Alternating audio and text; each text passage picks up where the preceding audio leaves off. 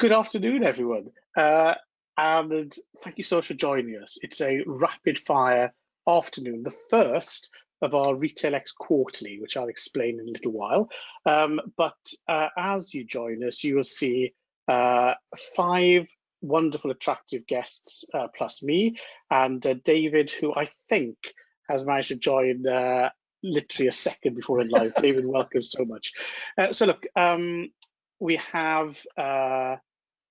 have these beautiful faces. So let's just very quickly introduce ourselves. David, why don't you kick off since you're on the left and go left to right, David?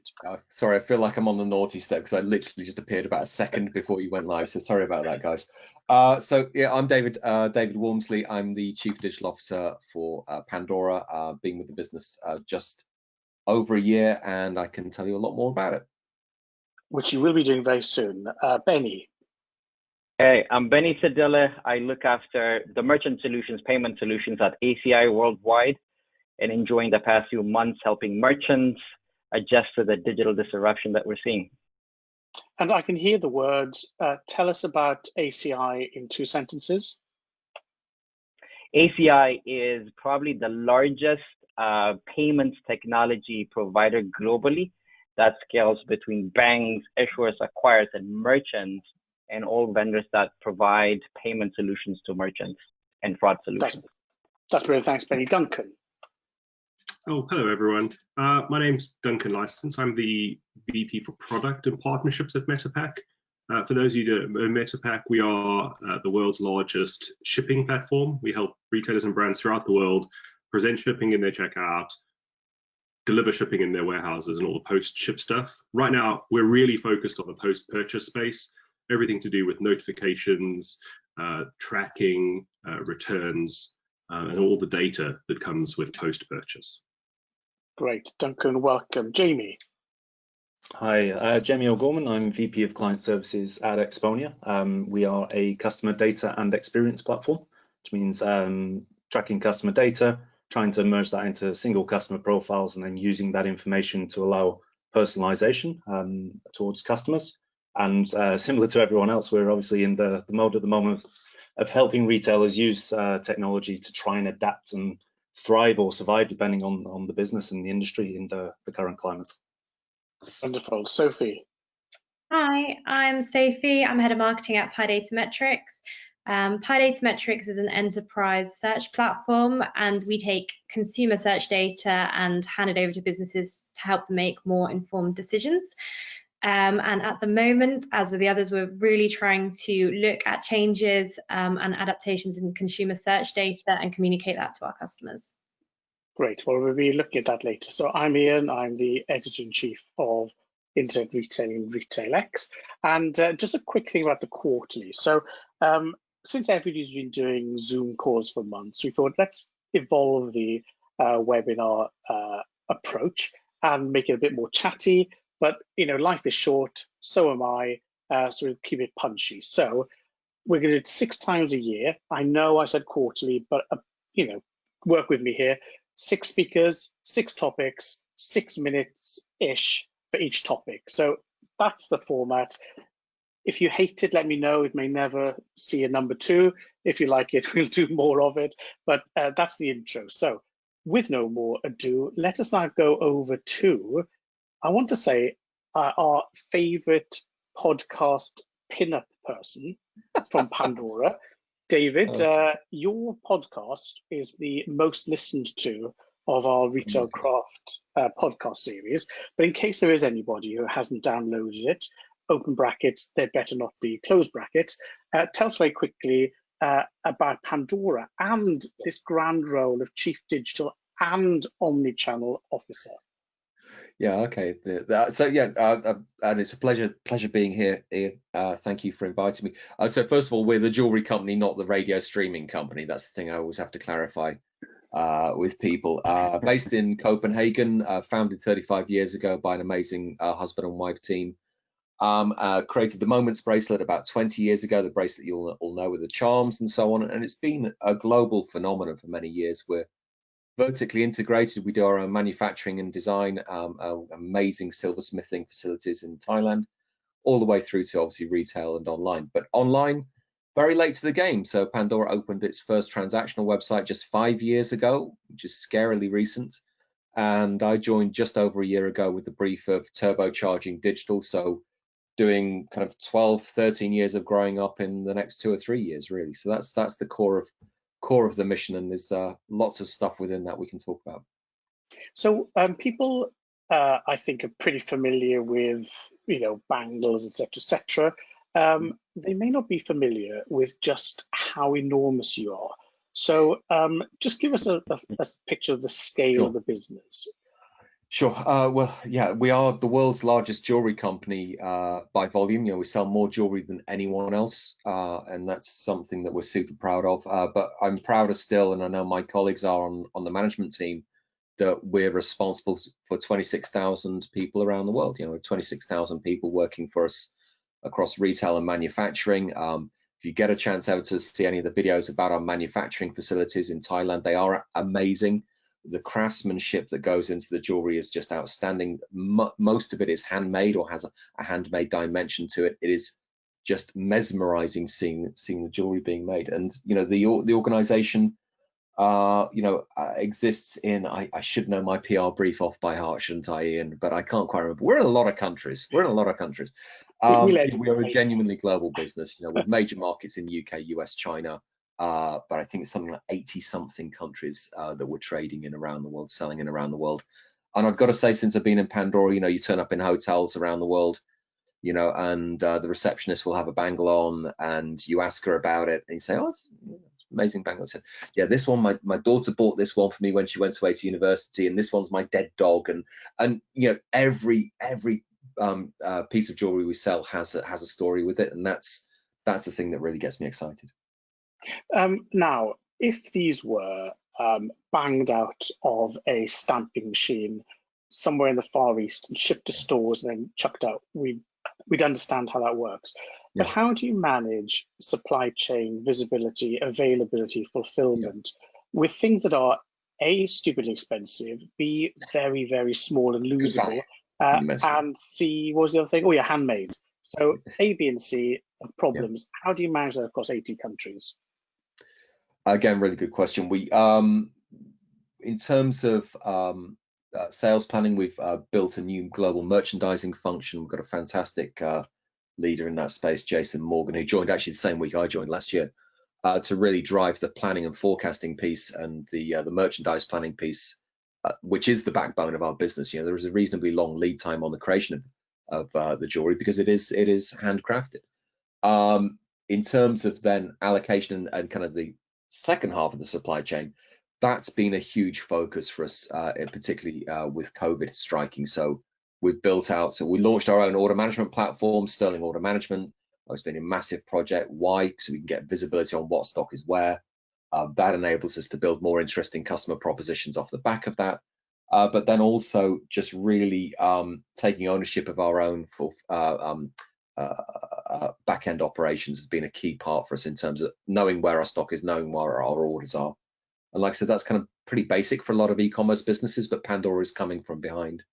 And that's enabled us to kind of get a lot more fleet of foot through the COVID period, being able to shift stock around much more effectively. And none of us really know what's going to happen in the second half of the year in terms of forecasting and what happens with store closures and countries going into lockdown.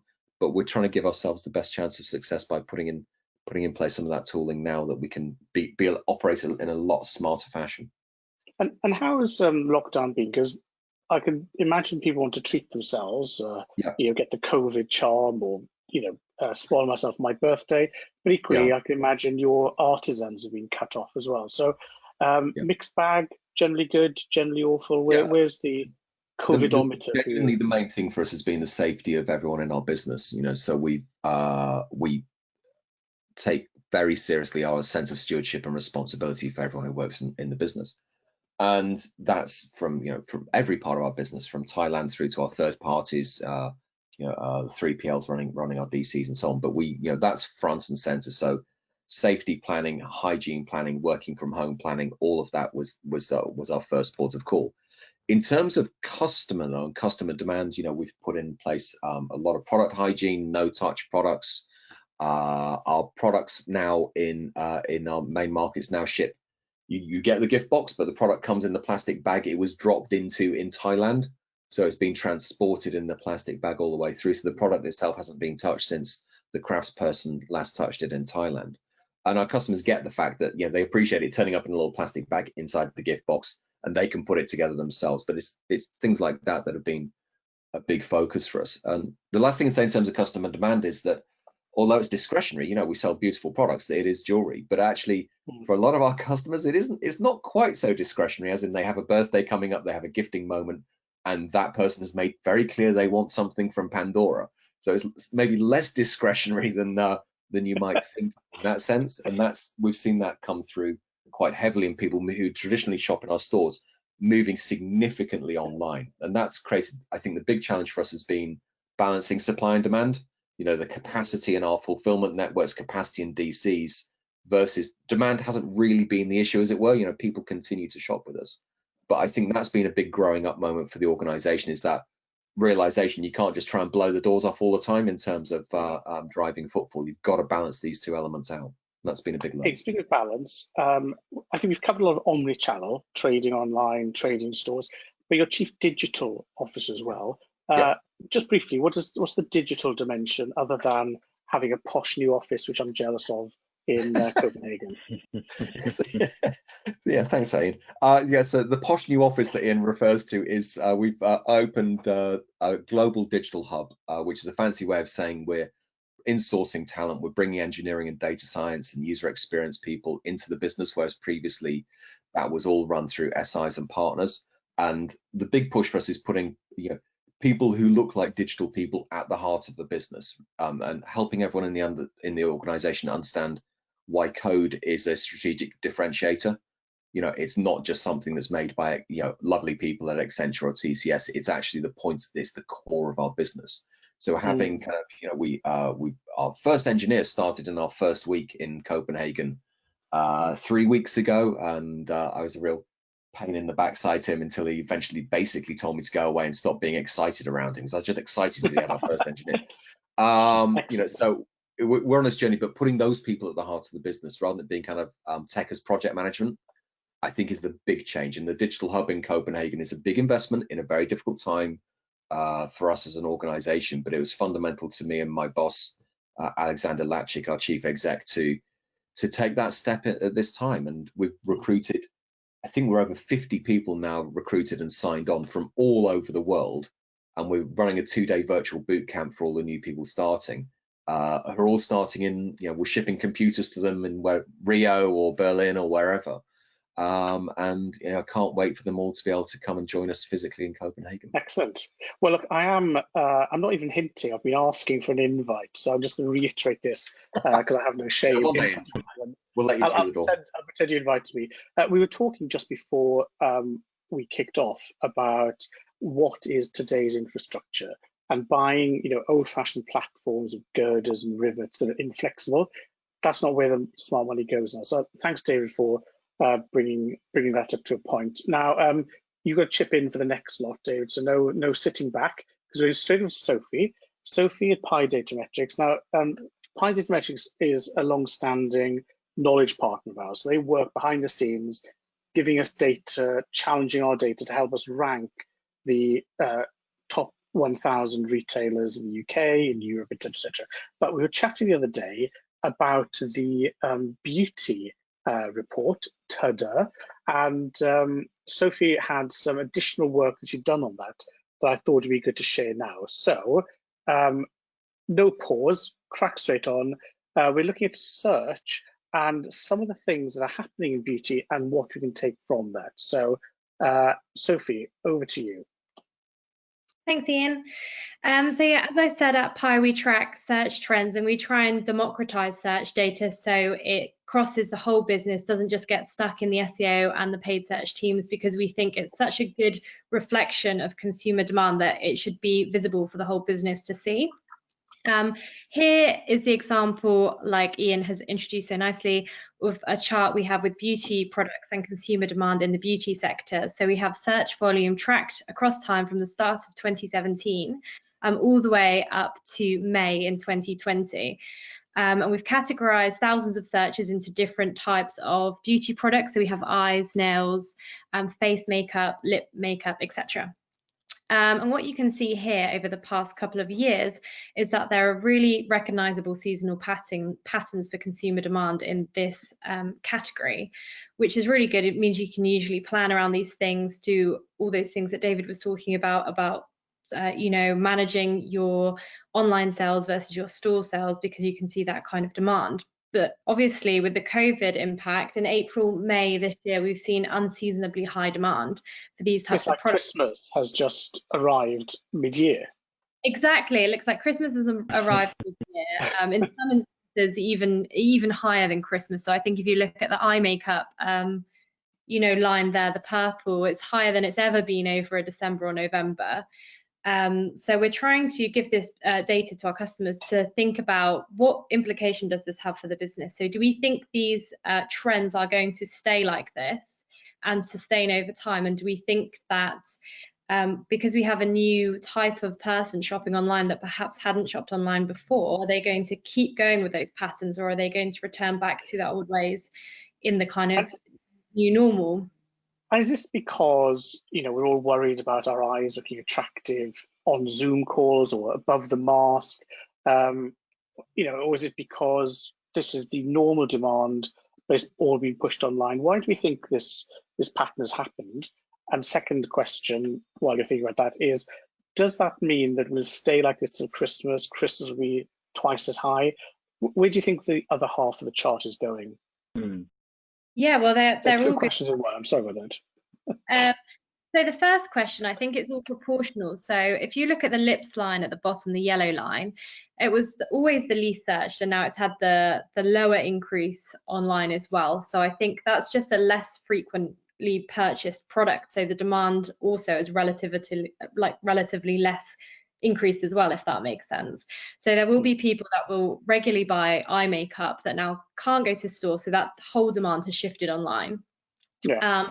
But equally, as you said, when you're on web calls, probably eye makeup is more important than lip makeup every day, speaking as someone who would do their makeup you know, for webinar calls. So I think it's probably a bit of both. You'd have to, you know, balance out what you think, you know, what you think that is. Is it because people just want to look good online, or is it because it's just relatively different? And the second, are we going to see that continue now to, is this, you know, the year-round level, or is it something peaky? Well, that's something that we're going to have to track really carefully, because as we said, is this now going to go back to normal demands and then we see the usual Black Friday, Christmas peaks, or is it going to stay high year round and we kind of miss that usual Q4 massive increase in online sales? I don't think anybody really knows the answer to that question at the moment. There's a lot of tendencies. So I'm just, no gear changes here, just crashing straight through. Visibility. This was quite a shocker that you know, where the traffic's coming from. YouTube, I think people go, oh yeah, I get that. Tutorials, influencers, blah blah, and then all of a sudden, Superdrug. Hello. Yep. So it's not the first time we've been asked that question, and Duncan actually pointed this out just before the call as well. So just to be really clear with this chart, we've ranked these websites with their share of visibility online. So we look at visibility in terms of where they sit in Google rather than traffic, because with the new Google page one, you don't necessarily have to win the click to win the customer, because you can stay on page one and still purchase that product. So Superdrug does really well at appearing for these types of searches online, surprisingly well. And it's because they've got a really nice joined up digital ecosystem where they optimize their videos, their social assets, they create content around questions, and they're not just focusing on landing pages or product pages to answer consumer demand for these terms. And that's why they do so well and better than some of their other competitors you see there. Yeah. Now that leads us on to the type of work that's needed behind the scenes to be a results magnet. So whenever I search for anything, in order to rank, there's quite a lot of hard work going on. Just explain this beautiful chart to us. Yep, so this follows on from what I was just saying. So on the left-hand side in that table, you can see all the different types of features that Google now ranks in search. It's not just those blue classic links. As I said, you have your video cards, you have people also ask, you have answer cards, you have images. So to think that you're going to win traffic for these kind of terms by just creating nice content-led landing pages is a mistake. You'll have to work with your brand team, your PR team, to make sure all of your different assets are linked together and joined up. And you can just see the opportunity there. So that video card feature is the pink one top left. Video cards were present for 100% of beauty searches online for that time period we were tracking. So if you haven't got a video produced for your product or for your brand, then you're going to be losing out massively there. So lots of homework for everyone. And Benny, have you been seeing this reflected in the payment world, where payments have been unseasonably high during lockdown? Yeah, very much so. Very much so, Ian. It's actually interesting. When we compare the volume that we've seen, say from March through June, it was exceeding the volumes that we saw just the last Black Friday through the Christmas period. And the scary thing is, especially for retailers, right? It's not just a spike, but it was a sustained growth. So resiliency, the ability, the infrastructure behind it is all going to be important, not just servicing them, the upfront checkout process, but the ability to be there when the volume comes through.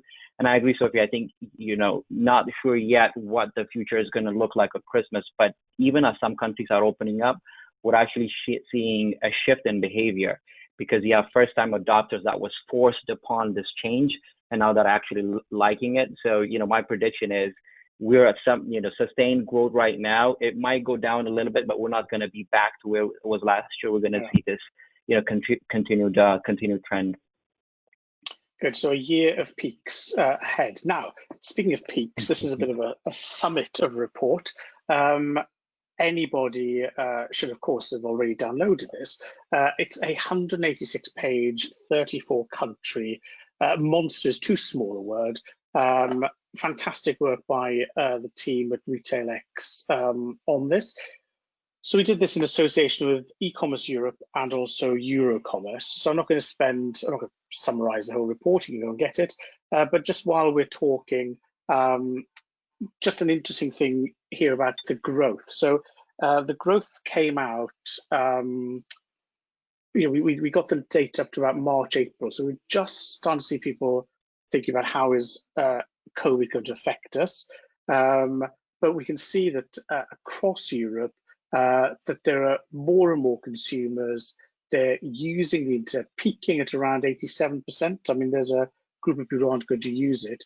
But new for this year, we've broken things down by region. So on the right-hand side, you can see that the Eastern European region is definitely less penetrated and lower spend level, but therefore has the highest growth.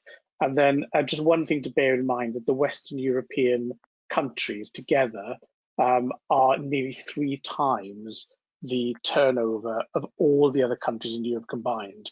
So, there are imbalances east-west, there are imbalances north-south, there are imbalances from middle to outside. It is a fantastically dynamic market. I was just going to ask you maybe to kick us off, Duncan, and because you see, if you like, the business end of a lot of online activity, multi-channel activity throughout Europe. What are you seeing when you survey, this sort of large trading block? How does it look to you? We track the volume of parcels that we ship on behalf of our retail customers, which represents a really good sample size. We have far exceeding 50% of the UK's largest retailers and many of Europe's largest retailers on our platform. And so what we see when we look at this data is, the trend that you have here is pretty much spot on. The strong bias to Western Europe is actually focused on broadly 3 markets, the UK, Germany, and France, who continue to grow at incredible rates. We've seen in the UK, e-commerce adoption in June reached 30% of retail. Now, obviously, it's extraordinary times, but that trajectory is it may slow as stores open, but it's unstoppable. I think if you think about the rest of Europe, the less developed parts, if you will, that same pattern will emerge and probably accelerate. And so we're seeing significant growth in Eastern Europe. We're seeing customers open warehouses, not just in Poland to serve Germany, but in Poland to serve, you know, the Baltics and the Ukraine and those sorts of areas. We're also seeing massive growth in the Nordics, where relatively small markets in terms of population and spend, but adoption is high, and they have a very unique profile. So when you look at how people in the Nordics receive parcels, it's one of the few markets where home delivery is much less popular than in pretty much every other part of Europe and the world, to be fair. And so we're seeing some interesting regional differences emerge in terms of what customers want and how parcels are delivered. And so whilst the trajectory is clearly only in one direction, I think there is a variety in terms of what consumers want and how they want it. Yeah, so Jamie, you are, where are you today? I'm in Slovakia at the moment. Lovely, so Central Europe. I couldn't remember which Akia it was, so I didn't want to get that wrong. Thank you. So, as the person who's closest to that area geographically, how does European growth look from that corner of Europe? It strikes me as it's a very confident, buzzy time at the moment. Are people looking to internal growth, cross-border growth, or is it just accidental as the market matures? Well, I don't think it's necessarily accidental. I see a lot of planning and kind of the economy in general in this part of the world is accelerating at a higher rate. To go back to the point of companies with legacy systems, it's sort of the same thing in Central Eastern Europe. It's not limited by an infrastructure that exists that we're confined by. It's rather putting things into place, but of course it takes a bit of time, it takes a bit of investment. In terms of access to internet and everything like that, I would put it in comparable way to Western Europe. But what's missing at the moment is, so for example, Amazon is not present in Slovakia. They have service centers, they have warehouses, but you can't actually deliver anything from Amazon to Slovakia. And it's this logistics and getting things across border, the localization of websites. And I guess people just haven't necessarily seen that this is an opportunity yet. However, what I would say is certainly within the last 12 months, we've seen some major companies invest into this region. So particularly from Germany, and I guess that's having taken a step into Poland and places like that, they're now looking towards a little bit further south. But I do believe that there will be a significant acceleration, pending obviously other external forces, but the penetration for the market is certainly accelerating, and it's a very young, educated, dynamic market out here, I would say. I agree. I think there's a really important point here, which is retailers are looking for growth, and when they look at this chart and they see 12.5% in Western Europe, 12.5% in Northern Europe, and then they see 20% plus in other parts, there's an obvious place to put your investment. You know, if you want to grow your business, that's the way to do it. And one thing that's happening in logistics land is cross-border is becoming much simpler. Whether it's because of the EU or just improved logistics, the ability to ship a parcel from, I don't know, a Polish warehouse into Slovakia is a great deal easier now than it was, 5 years ago. Well, we're about to find out. I think, to add to that, Benny. Yeah, sorry. So to add to what you're saying, Duncan, I think you're right. There's a lot of, I think, automation and technology and close connectedness there. But when you look at this chart, and in fact, we're saying pre-COVID, we're forecasting about mid-50s growth of digital adoption in the next 5 years. COVID probably have accelerated that by more than 10%. So this trend is going to continue, absolutely. But also, I think as retailers are capitalizing on this, you got to think that cart abandonment is going to get more complicated when you think about cross-border. Because now you got to talk to your customer base in their language, in their currency, in their payment type, et cetera, et cetera. And then now these new adopters. Yeah, exactly. Yeah. So I think the complication is you got to make sure that front-end process is frictionless, right forward controls, right payment process. So David, when you look across your 80 or whatever countries it is, do you see the European group of countries as a market? Does it feel joined up and seamless to you, or is it actually a pile of spanners in a bag?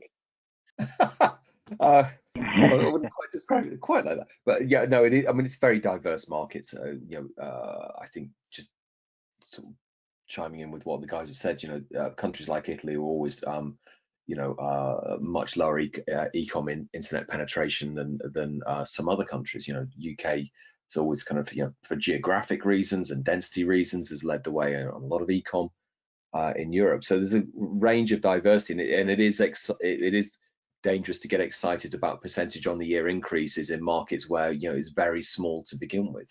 And in terms of the marketing strategy and customer motivation, then that needs to be a very diverse response. And we that in Pandora, that's all managed at in the market level. So at the coalface in the markets, execution of e-com operations, marketing, and so on. For that reason, so you need to be super close to the market and understand the DNA of each of those markets. And that's kind of fundamental to us.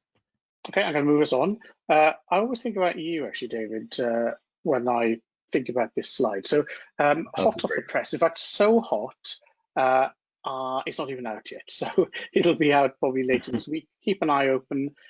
This is the ranking. It's the only objective external performance-based ranking of retailers available. So we look at over 300 performance metrics in 6 areas, millions and millions of data points, and then we assess which ones are performing the best. So it is objective.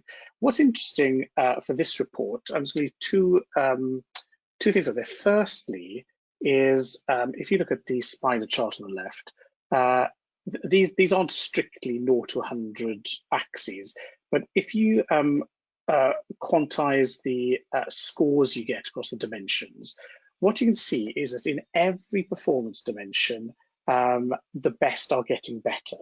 And given we've doubled from 500 to 1,000, that's quite an achievement. And I remember a conversation I had with David some years ago. I think, David, you were running e-com at M&S. And M&S had been in the elite category, the best 6 in Europe. They dropped out. And I remember you asked me what's happened. I looked at it, and you had done better in every single metric, but other people had done more better than you in the same time.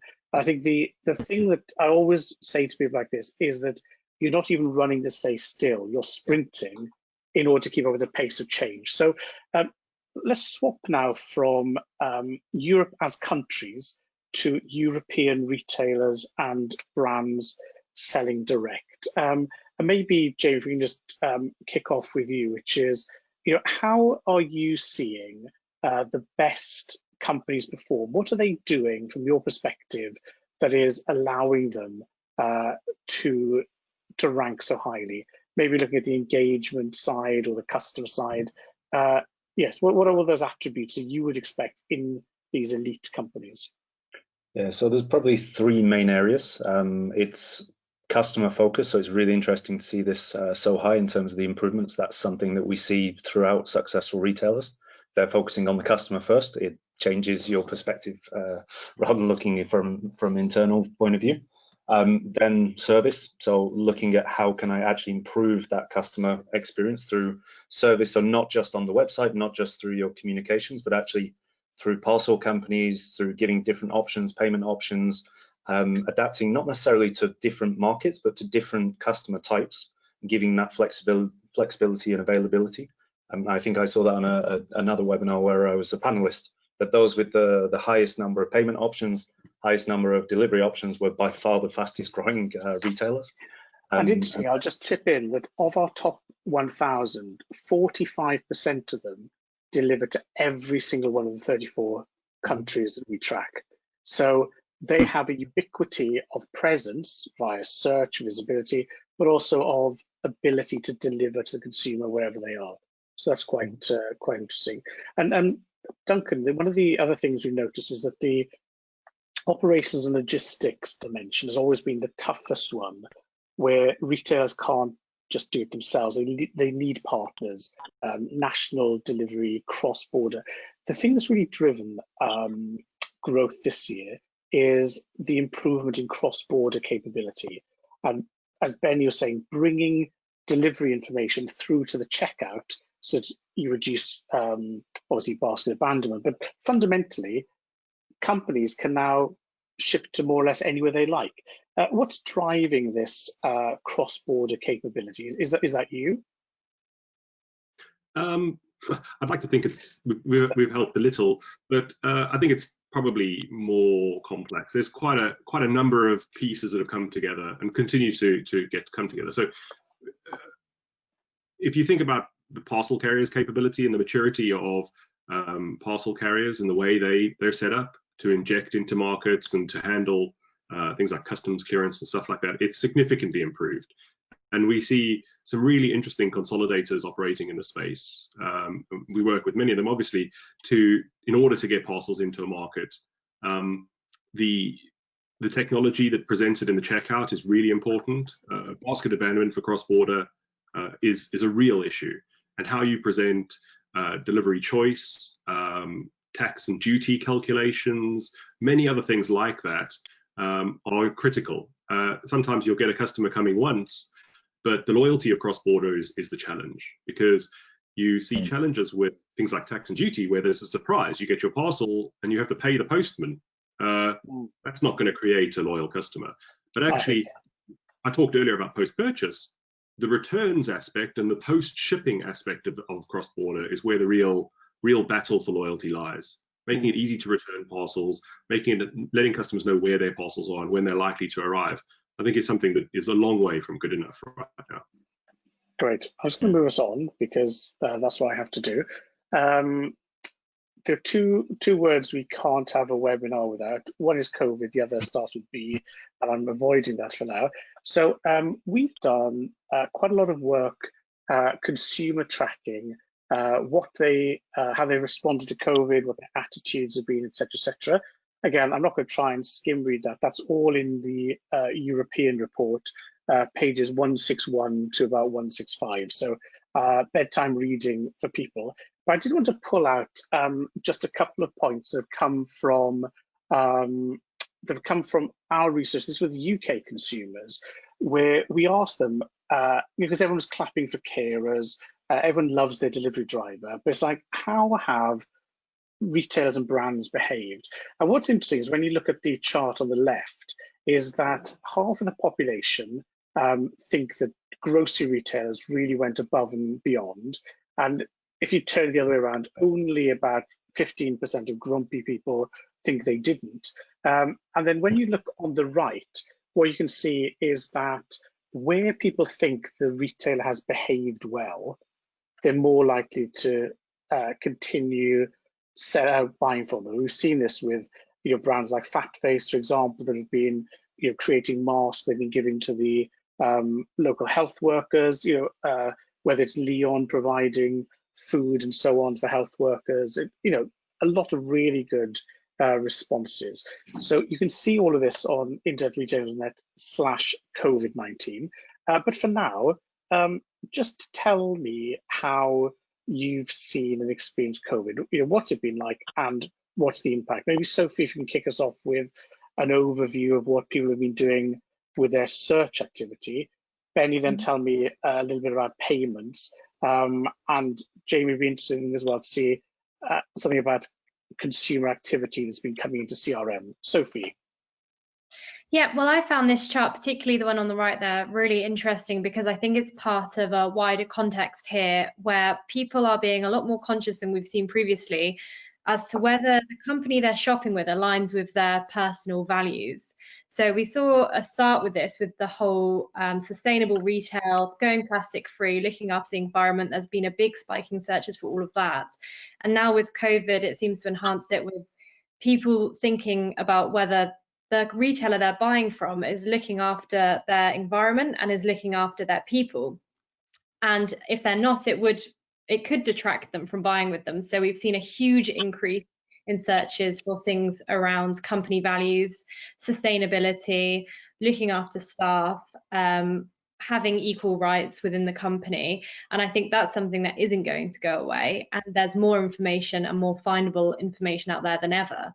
So when we talk about these short-term trends in terms of demand for product, that's one thing, but we definitely think that some of these trends around company responsibility and corporate responsibility are going to stick around, and we've seen a big growth, and that was before COVID, and that this is just, you know, increased. Yeah. And Benny, how's it been for you? Have you just been watching the money fly around, or has it been reduced because people have been furloughed? Lots of things happening, and I think, you know, we're saying pre-kickoff, I think this has been probably the largest human experiment over the globe in our history, right? So we've seen a lot of disruption, measured agility, technology adoption, and so on. You know, one of the things that we've seen is, you know, as I say, the e-commerce swing has been significant. Probably about 80% growth that we've seen year over year, just in general in retail. But some things like, you know, gaming and digital entertainment have seen the largest growth, or, you know, sportswear and apparel is about 200% year over year growth. So lots of e-commerce drive. But in that, some, you know, silly things have come up, or some interesting things. As an example is from, you know, health and hygiene perspective, we have some of our merchants who've called in with a lot of failed devices that they didn't know what to do with, because they were cleaning them with, you know, Kleenex and so on, and et cetera, right? So, you know, lots of digital disruption, lots of mobile technology adoption, lots of digital, you know, journeys adoption, the buy online, pick up in store, you know, cross borders, etc. So lots of interesting change. Great, thanks. Jamie, have people been squirreling away data and really improving their comms, or has it been it's Friday, so I'll spam you, business as usual? Well, it's been a really interesting balance, because that was one of the first questions I got from most of our customers is it okay to sell now? Or do we have to kind of balance this? And I think for the first month, people were very tentatively testing the water. And I believe that the majority of retailers have found that balance now. And what's been the biggest, I would say, trend, and the thing that's really worked for retailers is those who very quickly understood what is the important information that customers care about.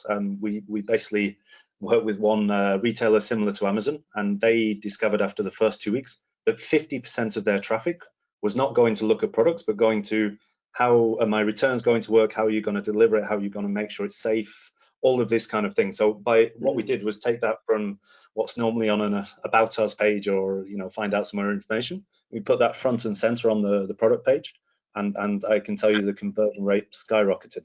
So it's making sure that relevant information is front and center to the customers. It can again, really not a technology answer per se, but rather just being able to respond to you know, the actual behaviors. So that's really good. Now, we'll all talk about selling more, but before lockdown, the big topic on our minds was, you know, greening the whole world. So Duncan, earlier on in the year, we worked with you on a sustainability snapshot in advance of your conference. That was all about how you build in sustainability after the buy button. And we're working with you again to now look at the soup to nuts, from, you know, product, inbound, internal operations, etc. And just for people's diaries, we're launching a new event, great timing by us, in November, which is a strategic event for sustainability at all aspects of the retail value chain. That's RetailX Renew. We'll send you more info on that in future. But everyone wants to sell more, but also we want to sell in a green way. Duncan, how do we balance increasing consumption, increasing profit, with increasing sustainability in all its forms? So consumers, the first thing I think is probably worth pointing out is consumers really care about this issue. And I think Sophie touched on it before. All the research that we do and all the conversations we have with our customers tell us that this trend of people caring about the carbon impact of the products they buy and the delivery is not going to go anywhere. And so we're seeing a lot of our customers do some really interesting things, whether that's, you know, the work that H&M have been doing recently, which is very aggressive on this space and reflects that customer demand, but also in the logistics space, we're seeing some really powerful innovation from some parcel carriers who are very focused on carbon, and some retailers who are trying to figure out how to make that apparent to the customer.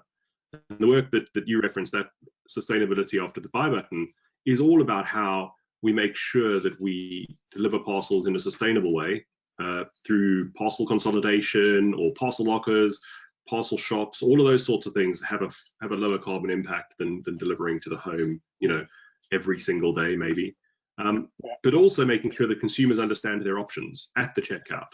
I expect it won't be long now before, in addition to, you know, free, standard and Saturday delivery, you'll have a fourth or fifth option called green delivery, and that may cost less, because the interesting thing is, when you look at the data, and if you deliver green delivery in the right way, the impact on the cost to serve is actually lower than getting an order out, you know, that day to the consumer the very next day, which is what lots of people have been trained to do.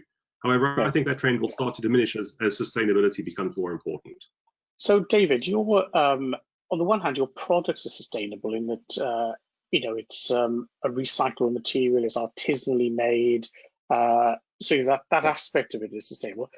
But we mentioned plastic bags earlier on. You obviously want to grow.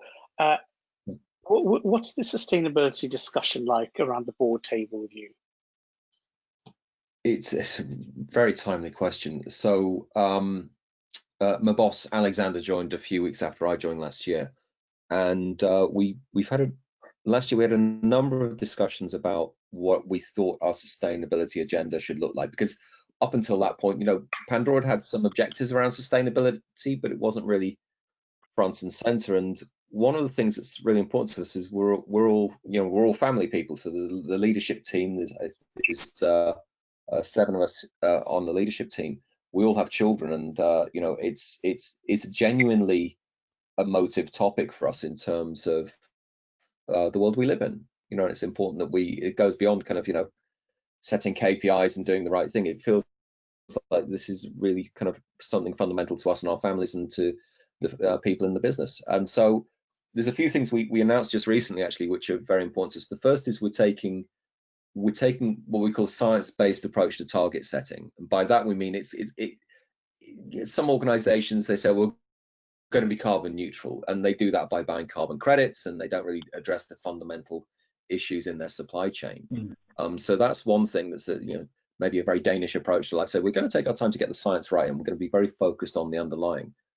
We do have a carbon, that said, we do have a carbon neutrality goal in our own operations by 2025.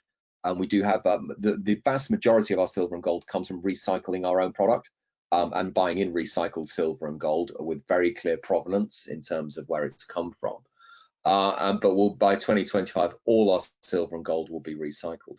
And then renewable energy, 100% of our energy now at our crafting facilities in Thailand comes from renewable sources. So we're taking our time to pick the right goals that kind of and have the right dialogue within our business. Great. To understand what's important. Well, fantastic. Now within our organisation, sorry on the to sustainability agenda, but it is very front and centre for us now. Lovely, thank you. Well, look, we're there. It wasn't quite 6 minutes. I've already had lots of comments through.